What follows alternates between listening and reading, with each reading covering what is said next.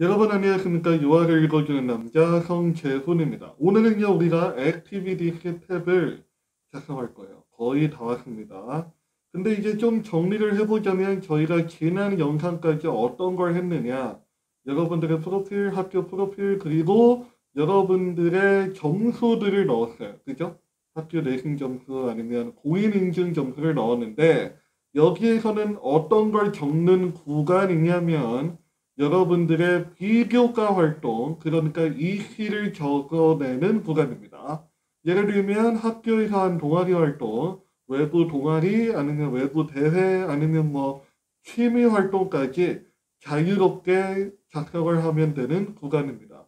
그래서 어떤 걸 적어야 되는지 보여드리고, 사실 여기에는 10개, 최대 10개의 활동을 적어낼 수 있어요. 그래서 그냥 일시의 흐름대로 활동 1, 2, 3, 4, 5, 6 이렇게 적어내는 게 아니라 여러분들에게 가장 중요한 활동이 무엇인지 고민을 해보고, 그리고 그 활동에 어떤 내용을 담을 것인지를 다른 이제 문서 애플리케이션에다가 구글 도스나 이런 데에다가 차분히 정리를 한 다음에 복사를 해와서 붙여넣는 방식으로 하는 것이 적합하겠습니다.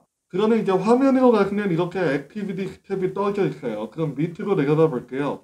일단 이 질문은 무엇이냐면 액티비티 스텝에 내용을 적겠냐 말겠냐라는 거죠. 적는 게 좋겠죠. 대학을 가려면 비교과 활동이 많을수록 좋은 대학에 갈 수 있다는 건 자명하니까요. 그러면 이제 액티비티 1 해가지고 뭐가 이렇게 쭉 나오는데, 밑에 보시는 것처럼 10개의 활동까지 작성이 가능합니다. 여러분들이 적어야 될 거는 크게 이렇게들 있는데, 여기 보시면 액티비티 타입이 나와요. 일단은 여기에는 여러분들이 한 활동이 어떤 카테고리에 들어가느냐라고 묻는 질문입니다. 이제 입학 사정관들 입장에서 이 타입만 봐도 여러분들이 뭐 공부 쪽을 좀 많이 한 활동을 했는지, 아니면 뭐 논문을 많이 썼다라든지, 아니면 이제 이과 학생들은 여기에 자연스럽게 과학 활동이 많을 거고, 문과 활동들은 뭐 이게 뭐 문예 창작이나 아니면 뭐 학교에도 할 수 있겠죠. 그런 타입들이 달라질 거기 때문에 한눈에 볼 수 있는 곳이라고 생각하면 되겠습니다. 타입을 좀 몇 개 소개해드리면 여러분들이 이제 예상할 수 있는 것들이 많아요. 아카데미가 되어 있는데, 이거는 여러분들이 그냥 학문적인 것들을 했다면 아카데미로 보셔도 되지만, 이렇게 생각을 해보자고요. 여러분들이 만약에 과학 리서치 활동을 했어요. 엄연히 아카데믹 활동입니다. 그런데 이걸 단순히 아카데믹으로 할 거냐, 아니면 밑으로 내려갔을 때 여기에 이제 사이언스가 있습니다. 사이언스 앤 매스가 있어요. 이 활동을 집어넣어서 입학 사정관들로 하여금 한눈에 이 학생은 과학 활동을 했구나라고 알려줄 건지는 여러분들의 판단 몫입니다. 저 같은 경우는 이렇게 구역이 따로 만들어져 있는 경우에는 그냥 더 구체적인 영역으로 입력을 해줘요. 예를 들면 과학 활동을 했다라고 하면 사이언스 매스로 해주고요. 근데 간혹 가다가 여러분들이 뭐 아카데믹한 활동을 했는데 딱히 넣을 타입이 없다. 그럴 때는 그냥 아카데믹으로 클릭을 해주셔도 되는 거죠. 다른 것들도 이렇게 살펴보시면은 여러분들이 한눈에 보기에도 이게 알아들으실 수 있는 타입들이 많을 것입니다. 여기에서 조금 헷갈려 하시는 것들을 제가 좀 짚어드리면, 이제 캐리어 오리엔티드, 이거는 이제 좀 더 확장된 개념이에요. 근데 직업과 관련된 활동이라는 걸 의미하는 건데, 이제 요것도 역시 다른 타입에는 없지만 내가 꿈꾸고 있는 직업을 위해서 한 활동이다라고 하면 이거를 클릭해서 사용하셔도 됩니다. 좀 더 밑으로 내려가 보면 여기에 이제 특히 여러분들이 좀 안 와닿아 하시는 활동들이 Family Responsibility라고 있어요. 이거는 뭐냐면 간혹 가다가 이제 엄연히 우리나라 입장에서는 비교과 활동은 아니지만 미국에 있는 학생들은 생계를 이어가기 위해서 어쩔 수 없이 아르바이트를 하는 친구들이 적지 않아요. 우리나라에도 있겠죠. 그런 활동을 했을 경우에 요거를 클릭하면 되는 겁니다. 그러니까 예를 들어서 내가 우리 가족의 생계를 좀 책임져야 돼서 음식점에서 뭐 서빙 알바를 했다든가 그런 아르바이트를 했다고 했을 때 이게 비교과 활동으로 볼 수 있을까 하는 고민은 당연히 된단 말이에요. 그런데 미국은 그런 활동도 비교과 활동도 보겠다는 거예요. 왜냐하면 너가 비교과 활동을 하고 싶지 않아서 안 한 게 아니라 이렇게 가족을 위해서 어쩔 수 없이 해야만 했던 활동이 있다는 것을 알고 있다라는 것이죠. 그래서 이것도 알아두시면 되겠고요. 여기 이제 Student Government and Politics가 있는데 이거를 간혹 가다가 그냥 정치학 관련 활동이라고 생각하시는 분들이 있어요. 물론 맞는데 학생회 활동이나 학생 자치부의 리더십이 있는 활동을 했다면 이 카테고리에 넣으시면 되겠습니다. 자, 그리고 이제 밑에 월크 페이드가 있는데요. 이건 이제 겉보기에는 내가 무언가 일을 해서 인턴십 같은 일을 해서 돈을 받았으면 쓸 수 있는 구간이구나 라고 생각하시면 무방합니다. 그런데 간혹 가다가 이제 학교에서 하는 활동인데 여러분들이 고등학생이란 말이에요. 그래서 엄연히 월급은 받진 않았지만 유형자산을 주는 경우가 있어요. 예를 들면 방학 때 남아있는 기숙사 학생들은 뭐 이제 학교에서 하는 무언가 돈 버는 일을 하면 돈을 주진 않지만 기숙사비를 대신 면제해주는 그런 일자리들도 있습니다. 이 경우에 여러분들 통장에 돈이 꽂히지는 않았지만 엄연히 기숙사비를 면제받은 거잖아요. 그래서 저 같은 경우에는 그런 활동도 페이드 월크라고 보고 이 카테고리를 선택하라고 지도하는 편입니다. 그리고 이제 또 위로 잠시 또 올라가 보면 JV, 바시티라고 있어요. 이게 운동인 두 가지가 있죠. 차이점을 알려드리겠습니다. 클럽은 말 그대로 동아리예요. 동아리고 바시티나 JV는 뭐냐면 운동부입니다. 운동부. 우리나라로 따지면 땡땡 고등학교 축구부. 최대하는 애들. 그런 경우를 이제 바시티라고 하기 때문에 아마 대부분의 학생들은 클럽에 해당할 거고요. 근데 정말 간혹 가다가 학교 대표로 운동부에서, 그러니까 내가 스포츠 코치도 있고 학교의 팀대회로 나가고 뭐 도대회도 나가고 그런 경우가 있어요. 그런 경우에는 바시티를 선택하시면 되겠습니다.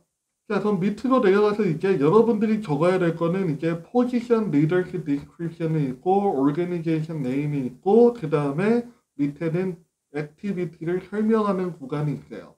이 세 군데 캐릭터도 맥스로 나와 있고 사실 여러분들도 아시겠지만 50자, 100자, 150자는 영어로 기준했을 때 정말 적은 숫자입니다. 그래서 요약을 잘 해서 적자 정도가 말씀을 일단 드리고 여기서 이제 여러분들이 좀 헷갈려 할 만한 거를 알려드릴게요. 예를 들어서 제가 예시를 드릴게요. 여러분들이 봉사동아리를 했어요. 봉사동아리를 했는데 여러분들이 거기에서 부원이었든 부장이었든 아니면 뭐 어떤 팀 리더였다면 이거는 포지션 디스크립션에 쓰는 게 맞습니다. 왜냐하면 내가 어느 땡땡 동아리의 클럽 멤버였어요. 클럽 프레지던트였어요. 라는 말을 맨 밑에 있는 describe this activity에 써버리면 여러분들이 그 클럽에서 어떤 위치였는지 설명하는데 벌써 몇 숫자가 날아가는 거거든요. 그런 실수를 하시면 안 됩니다. 포지션 리더십에 내가 부원이었다. 아니면 내가 어떤 역할을 했는지를 충분히 써주세요. 그런 다음에 describe this activity로 넘어가고 나면 여러분들이 어떤 역할을 했는지 쓰지 말라는 얘기입니다. 똑같은 얘기를 쓰면 안 되는 게 이 activity 탭의 포인트예요. 왜냐하면 글자 하나하나가 되게 아쉬워요. 그럼 여기에서는 어떤 내용을 써야 되느냐, 여러분들이 어떤 활동을 했는지를 그냥 쭉쭉쭉 치고 나가셔야 돼요. 알겠죠? 예를 들면 내가 뭐 청각장애인을 위한 봉사동아리의 클럽 프레지던트였고 거기 뭐 청각장애인 복지관에 가서 발론티어하고 수화를 배웠다고 할게요. 근데 여기서 특이하게도 여러분들이 만약에 청각장애 아동을 가르치는 팀 프로젝트 리더였다고 합시다. 괜찮죠? 그러면 저라면 포지션 리더십 디스크리션에는 청각장애 아동의 교육을 책임지는 팀의 리더였다. 그리고 청각장애인을 돕는 동아리의 프레지던트였다는 것을 여기에다 다 쓰겠다는 이야기입니다. 그런 다음에 그 밑으로 내려가서 Describe this activity에는 이런 내용을 또 쓸 필요가 있을까요? 없을까요? 없다는 얘기예요. 여기에는 다른 걸 써야죠. 일주일에 몇 번 복지관에 방문해서 이런 활동을 했다. 더 구체적으로 그 아이들의 어떤 과목을 가르쳤는지 몇 명을 고용해다가 어떤 내용을 다 가르쳤는지 어떤 실험을 했는지 그 아이들을 가르치기 위해서 내가 수학을 배웠다가든 지를 여기다 써야 된다는 거예요. 그렇기 때문에 내용을 잘 분별하는 방법을 여러분들이 명심하셔야 될 것 같습니다. 그리고 organization name이 가운데 있는데 이거는 일무적으로 써야 되는 건 아니죠. 여러분들이 만약에 활동을 하면서 동아리 이름을 써야 되거나 아니면 이제 외부에서 혼자 한 활동인데 어느 기관과 연관되어서 했다라고 하면 여기에다가 그 organization name을 써주면 되고요. 이거는 이제 제 방법이긴 한데요.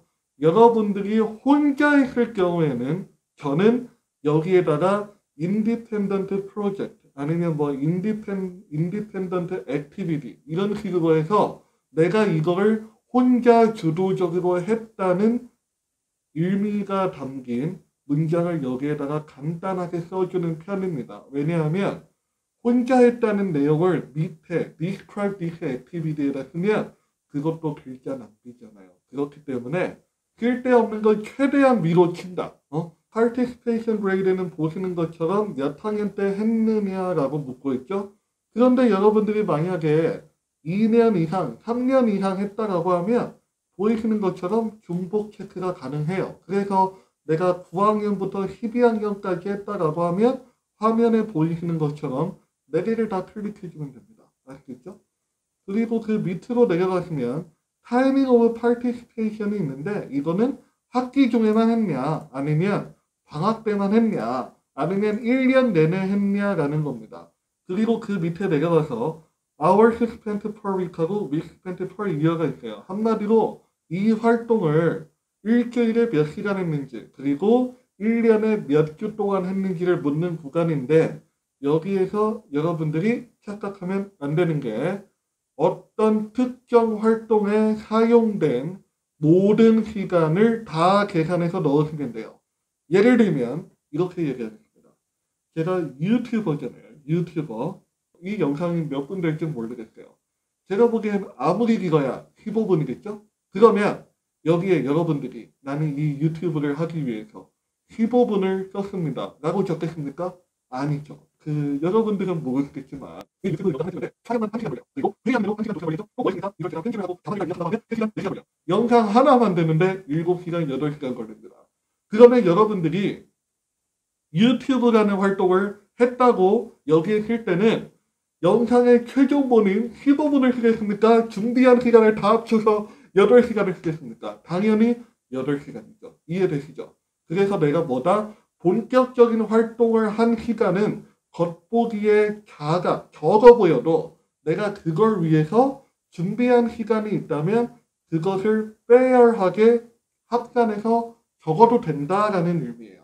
제가 만약에 이 유학 읽어주는 남자 유튜브 활동을 이 시에 쓰겠다고 하면 일주일에 15시간은 했다고 쓸 것 같아요. 그럼 이거 일주일에 15시간 했다고 치면 1년에 몇 주 동안 했니죠?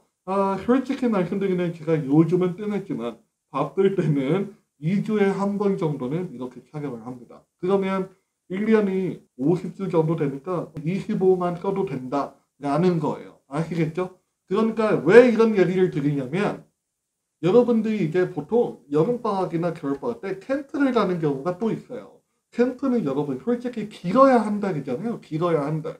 짧으면 2주고. 그러면 여기에다가 어떤 학생들은 이렇게 적습니다. 4주. 일주일에 내가 4주. 이럴 필요가 없다. 왜냐? 내가 그 캠프를 가면서 어떤 걸 했습니까? FEC를 듣고 꼭 모르겠어요. 그 캠프를 같이 친구들끼리 만나서 어떻게 친해지려고 프리센터 활동을 해줄 수도 있고요. 아니면 그 캠프에서 사이언스와 관련된 활동에서 캠프에 참가하기 전에 이런 시험을 열심히 해서 시험을 만들 수도 있죠. 그럼 그 시험을 한 시간까지 몽땅 다 합쳐서 연락하는 거예요. 아시죠? 그런 다음에 또 여기에서 계산을 해봐야 될 게 그런 활동을 할 때는 일주일 내내 하지는 않았을 겁니다. 그러면 hours spent per week를 조금만 낮춰주고 위키를 늘리는 방향으로 해도 된다는 거예요. 예를 들어서 다섯 주 일주일에 5시간 아니 그리고 그 전에 프리스케줄 활동도 두 달 동안 일주일에 5시간만 했다가 그럼 여기에 5시간 뭐 12주 이렇게 아니고 한 뭐 20시간 정도 했고 12주 정도 내가 활동을 했다고 조금 밸런스를 해서 써줘도 문제는 없다는 겁니다. 아시겠죠? 이렇게 시간을 밸런스해서 적어줘야 단기적으로 한 활동이 너무 초단기에 끝나지 않았나라는 느낌을 주는 걸 피할 수 있다는 거죠. 이런 게 이제 제 팁이었고요. 밑에는 액티비티 2, 3, 4, 5, 6, 7, 8, 9, 10은 똑같습니다. 그래서 설명은 안 하는데요. 이제 여기서 또 문제가 있어요. 밸런스를 하면은 이런 문제가 없는데 소설을 쓰는 친구들이 꼭 있죠. 제가 그거에 대해서 뭐가 말을 못하겠지만 말씀드릴 게 뭐냐면 학년별로 겹치는 활동이 아니라면 상관이 없는데 여러분들이 이제 그 대학에 가려다 보니까 그런 생각을 하는 거죠. 내가 이걸 일주일에 2시간밖에 안 했지만 그래도 뭐 한 4시간 정도 했다고 적을까? 그렇게 한두 시간 늘리다 보면 어느새 한 학년에 한 활동이 5개가 넘어가는데 일주일에 각 활동은 뭐 5시간 이상 했다라고 해버리면 이해가 안 되는 지경이 오는 겁니다. 왜냐? 비교과 활동을 할 시간은 사실상 그렇게 많지 않아요. 학기 중에는. 근데 여러분들이 생각 없이 이 아워스와 미스를 무작정 높이는 순간 여러분들은 24시간의 사나이가 아니라 72시간, 100시간의 학생이 될 수 있습니다.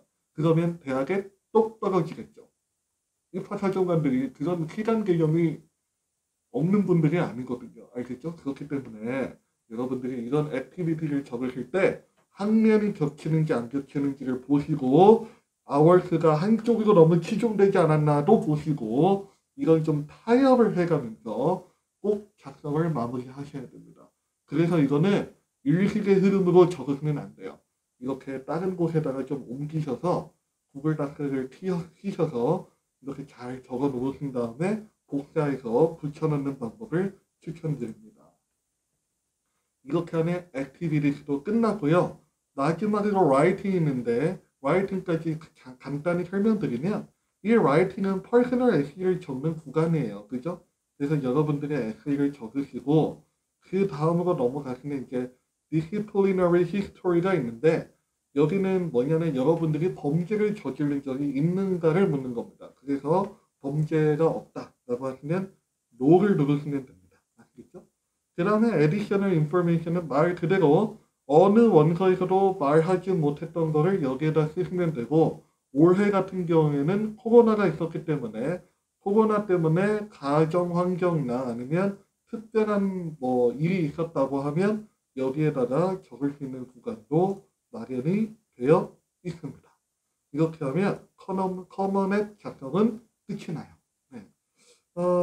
조금 시간이 저희가 예상한 것보다 많이 늦어졌는데 마무리하면서 좀 말씀드리면 저희가 내년에도 어떻게 할지 이런 고민이 좀 많습니다. 저희가 일을 주고 하려고 노력을 하고 있지만 저도 사실 승별의 변화가 좀 그동안 이끌고 있을 것 같아서 그게 좀 정리되는 대로 여러분들한테 또 새로운 컨텐츠를 알려드릴 거고 또 이제 제가 또 오프라인으로 학생들이 조금 있다 보니까 온라인에 좀 신경을 못 쓴 거에 대해서 제가 죄송하다는 말씀을 드립니다. 그래서 이제 저희 팀 내부적으로 좀 어떻게 하면 좀 가늘고 얇게라도 꾸준히 컨텐츠를 찍을 수 있을까 고민을 충분히 한 후에 새해 뵙겠습니다. 아시겠죠? 아무쪼록 지금까지 2021학년도 입학을 위한 커먼의 작성을 모두 다 알려드렸고 레귤러가 이제 거의 다가왔는데 라이팅 서플먼트까지 잘 하시고요. 워낙 챙길 게 많죠. 대학이 10개, 11개다 보니까 데드라인 놓치지 마시고 코로나 조심하시고 끝까지 파이팅 하시길 응원하겠습니다. 지금까지 유아를 읽어주는 남자였습니다. 감사합니다. 끝.